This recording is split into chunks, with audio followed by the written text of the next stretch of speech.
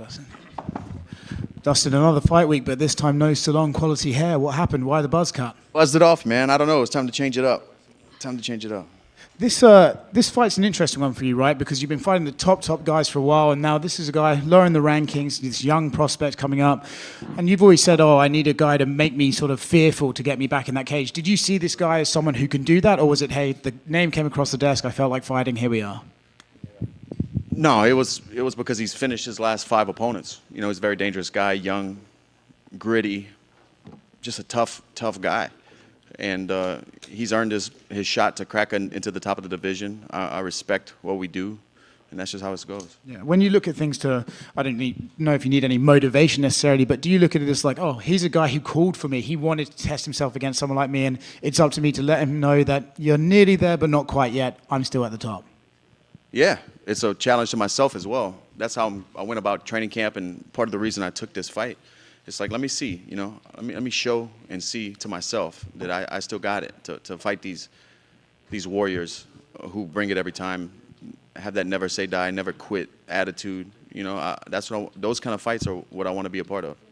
I feel like this sort of happens to a bunch of guys every so often where they sort of say, the end is closer than the beginning is, and then suddenly everyone's saying, they're about to retire, Do you feel like already this week people are sort of looking at you like, well, if he loses this one, he might just disappear? Yeah, big time. I've been seeing people say that a lot. And I think that's because like a week ago, I did an interview and somebody asked me, is this your last fight if it doesn't go your way? And I said, well, any fight can be my last one, win or lose. I've been doing this a long time, and I think that's where they ran off with it at. But we just got to fight, man. We just got to fight Saturday. Yeah. The shocking one for me, I think you're plus money for this fight, which has been a while since I've seen you as the underdog, especially against a guy lower ranked. Does that surprise you? Do you feel like, classic, what have I done for this sport lately? They're looking at the last fight and just making judgments of that? Or do you think maybe people are starting to see you as potentially on the way out? And it could be. It could be both.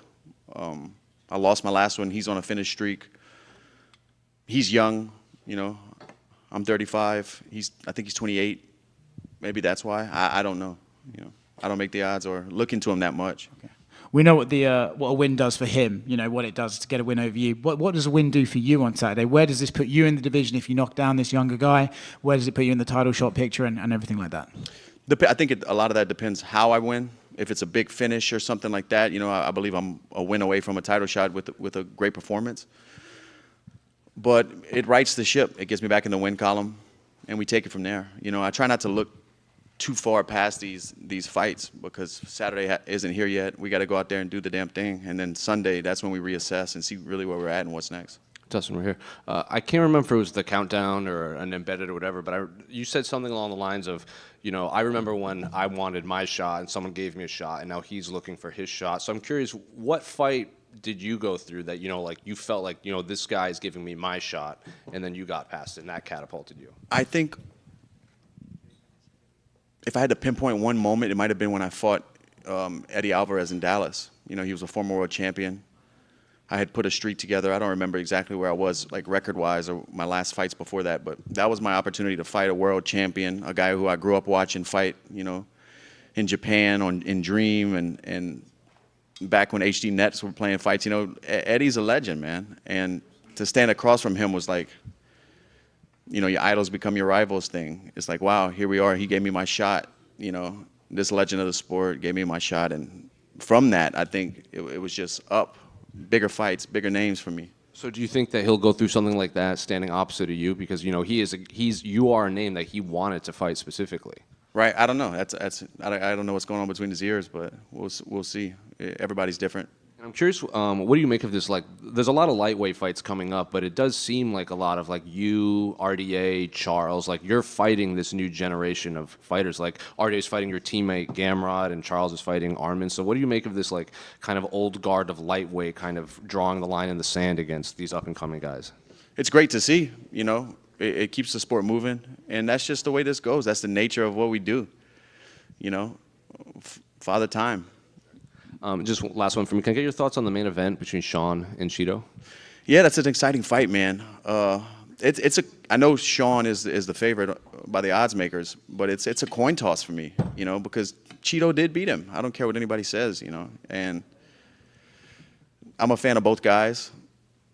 I'm excited to watch the fight. I actually do have one more. You fought a lot of like international opponents. Like you fought Habib, you fought Charles, and normally when you fight a guy like that's that popular from a country, like their fans can kind of, they lash out at you, not because they dislike you, but you're fighting their guy. Benoit seems incredibly popular in French. So I'm curious, how have the French fans received you and treated you since this fight was announced? Oh man, since the fight was announced, it's like my Twitter and Instagram is like full of French fans. Like, and I understand. Root for your guy, man. Dustin, over here. Just real quick. A few weeks ago, you kind of spooked us, saying that this bout was off, but then it was shortly, I guess, back on. Can you explain to us what happened then? Just some miscommunication. I don't want to really get into it, but just a miscommunication. We got it all figured out. Got it. And you mentioned if you get a big win on Saturday, you're probably one more fight away from fighting for the belt. But aside from the belt, is there any sort of side quests or any things that you like to cross off from your bucket list MMA before it's all said and done? Side missions? Yep.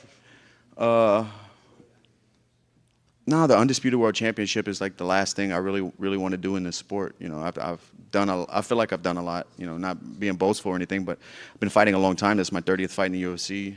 I've come up short. I've been victorious. It's been a long journey. I'm thankful, dude. I'm in like a place where I'm content with everything. I'm happy with who I am and the career I've had and being able to provide for my family the way I have, and just it's been beautiful, man. That's the fight journey. And what's beautiful about it to me is I've been fighting for 17 years and I've been surrounded by so many guys with the same dreams and even with the same work ethic. And they get out of this sport broken and broke, and beat up, and I'm just thankful, man. Yeah, for sure.